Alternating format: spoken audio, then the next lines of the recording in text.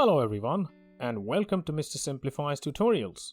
In this tutorial, we're going to look into what V.U.C.A or VUCA is and how it can be countered. Now, VUCA is a term that can be used in business, project management, politics, or in regular discussions. VUCA is an acronym that stands for Volatility, Uncertainty, Complexity, and Ambiguity. When someone refers to a VUCA world, they're indicating that things are hard to understand and predict at the moment in the world. Be it in the world of business or politics, the term is simply used to refer to the same thing, about how volatile, uncertain, complex, and ambiguous the situation is. So people could say it's a VUCA world, or it's a VUCA situation in the ongoing project, and so on. And where did this terminology actually come from?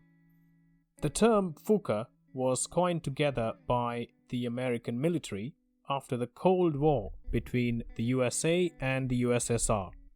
That's because once the Cold War ended, there was no clear single enemy to watch out for from the perspective of the USA. There were instead several factions or forces which could actually pose various different types of threats to peace and a predictable, stable life. And this is what VUCA was built to indicate.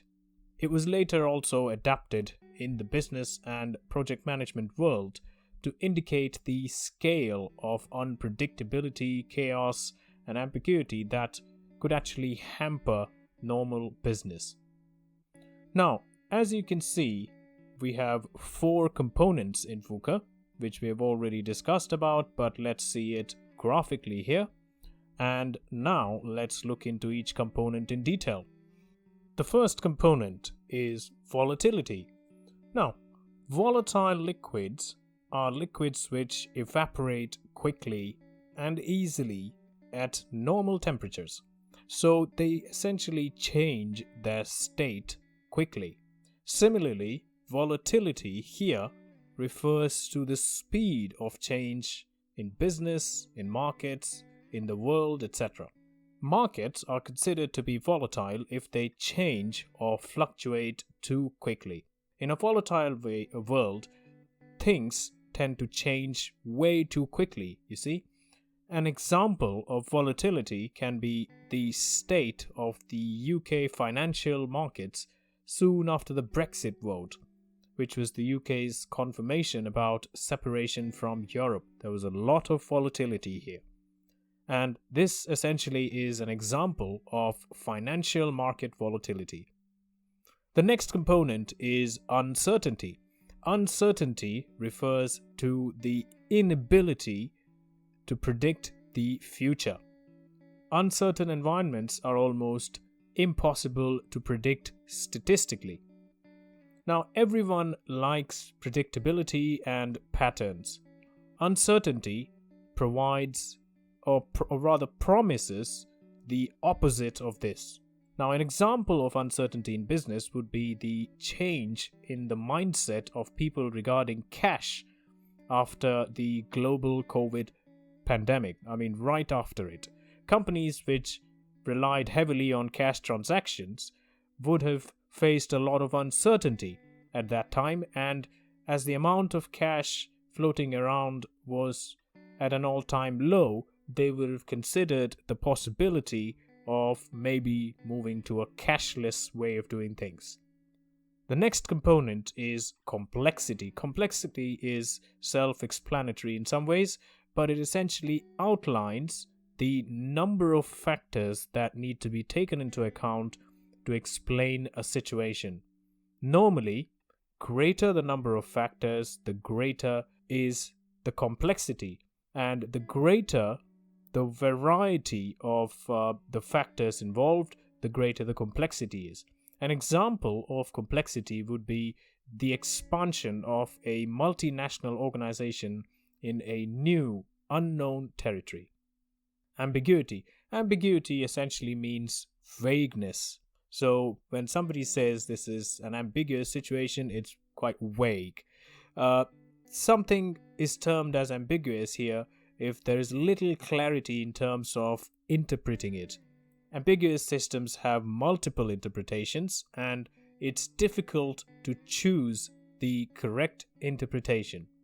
An example here would be the same company which we stated before, a multinational company starting a completely new line of products that it's not familiar with, owing to perhaps a change in the developments or in the mindsets of people in a foreign market. Or there could be a change in demand, so they're now trying out a completely new line of products which they normally wouldn't. So those are the 4 components. Now let's look at how you actually counter or how you actually survive and adapt in a VUCA world. Now things tend to change very quickly in a VUCA world. It's therefore important to adapt to changes to survive and then thrive. Here are some of the ways to actually navigating a VUCA world. One could develop visibility on the volatility that exists in the world by keeping up to date with the latest news and developments in the world. Proactivity.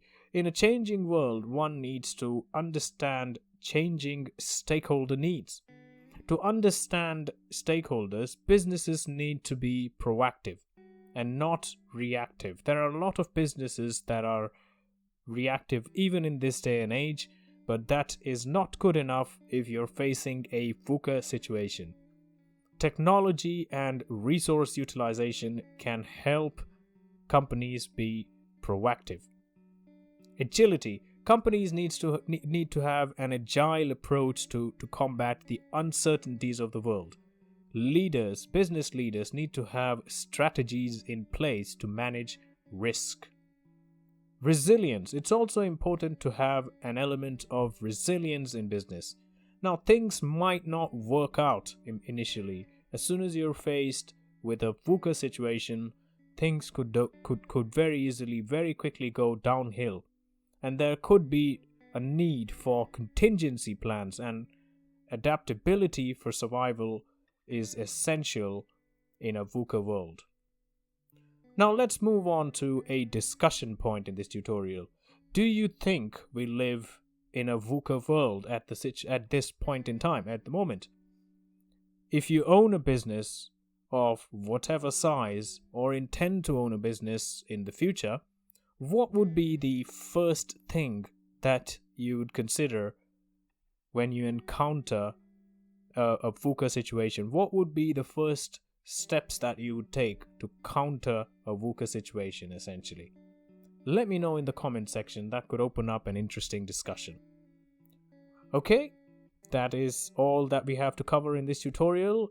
I hope this was beneficial, this was useful for you, and I thank you very much for your attendance as always.